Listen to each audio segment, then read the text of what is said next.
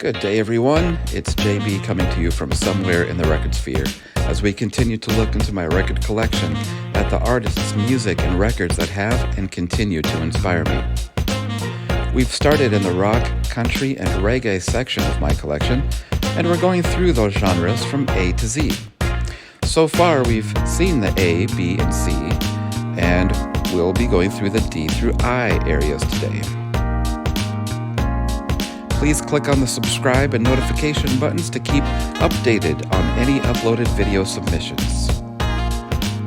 You can also go back and check out previously uploaded videos from not only the record collection themes, but other videos as well. Jumping into the D area of records, we have an incredibly rare second album from the band Demon Fuzz, titled Roots and Offshoots.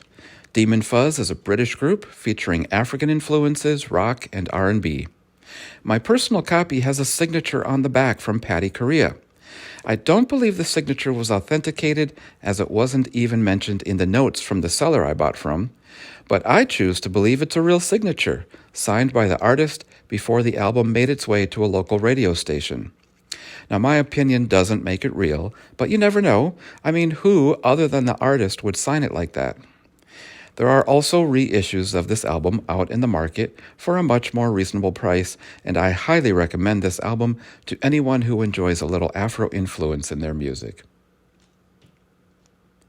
The Doors' 13 hits the stage next, essentially a compilation with 13 greats, including Light My Fire, Roadhouse Blues, Hello I Love You, and more.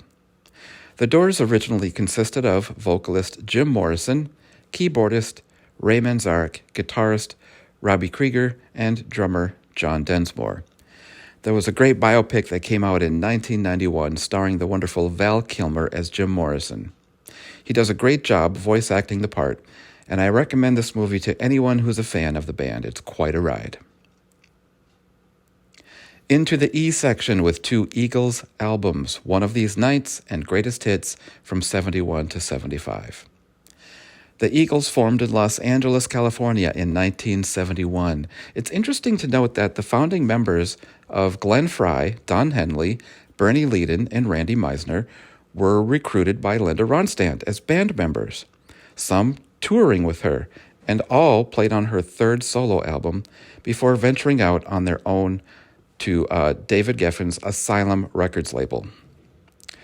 One of These Nights album spawned 3 top 10 singles, including their title track, Lion Eyes, and Take It to the Limit.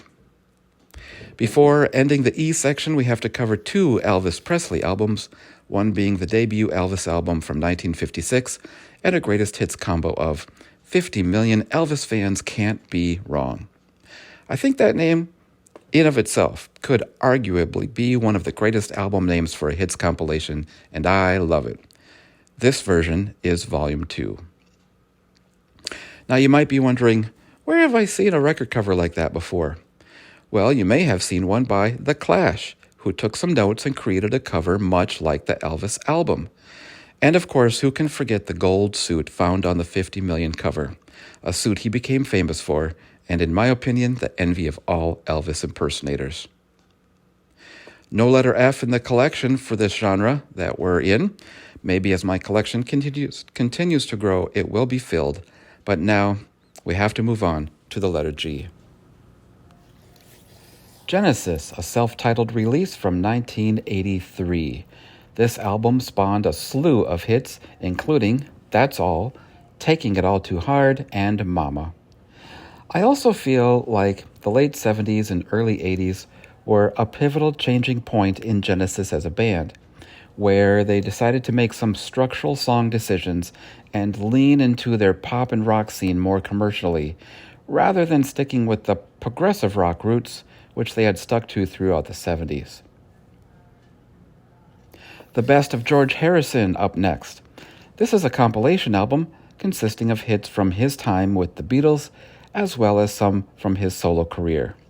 One of my absolute favorites from the Beatles is While My Guitar Gently Weeps, and a favorite George Harrison song is My Sweet Lord, both featured in this collection. The Hollies' Greatest Hits up next. I'll be honest, I bought this purely for the fact that it had Long Cool Woman in a Black Dress, which is a favorite of mine. But then I grew to love them even more when I heard the rest of the album.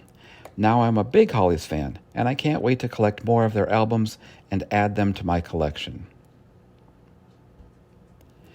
And finally, to the one title in the I section, In Excess, Kick, one of my top 5 80s albums of all time. I love every song on this album. It plays through and tells a cohesive story like albums always used to do. I never get tired of listening to this album or the group.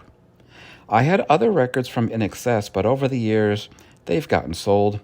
I can't do that to this one. It made growing up in the 80s awesome. Well, on that note, it's time to leave you. Tune in next time when we cover more from the rock, country, and reggae genre in my collection. I'll talk about the albums and artists, provide opinions on favorite songs, and let you in on a little about me and my life and interests. I'm going to leave you with the song clip from Roots and Offshoots and the band called Demon Fuzz. And this is a song called Pretty Baby. Good night, everyone, and we'll see you next time.